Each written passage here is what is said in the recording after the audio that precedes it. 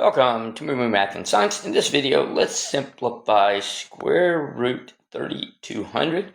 I like to use a factor tree, so let's get started. I know 32 times 100 equals 3200. So now let's break down 32. I know 8 times 4 equals 32. We aren't down to any prime numbers yet, so we won't circle. And now we have 2 times 2 is 4. So now we have 2 prime numbers. And then 8 is 4 and 2. Let's circle the 2. And 4 is 2 times 2. So we have 32 taken care of. And we have quite a few prime numbers. And now let's go 100. And I'm going to move it up here. Let's go 4 times 25. 4 is 2 times 2, so we have more 2's, and then we have 5 times 5. So now we're down to all prime numbers.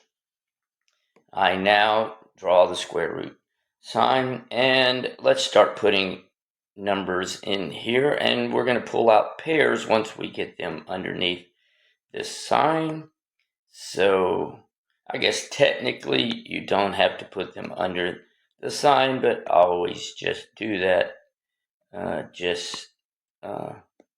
that you can kind of visually see what we're doing. Okay, and so I have placed all of the prime numbers underneath the square root sign. Let's double check this. We have 1, 2, 3, 4, 5, 6, 7 2's, 1, 2, 3, 4, 5, 6, 7 2's, and 2 5's. So now I'm going to pull out pairs. So I've got a pair of 2's here, pair of 2's here, pair of 2's here, and then one more pair of 5's. And we have a 2 left underneath the sign.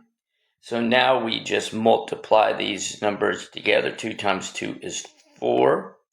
4 times 2 is 8. 8 times 5 is, there's the 5, 40.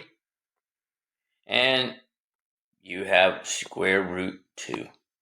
So there we go. That's how we find the square root of, that's how we simplify square root 3200. Hope it was helpful.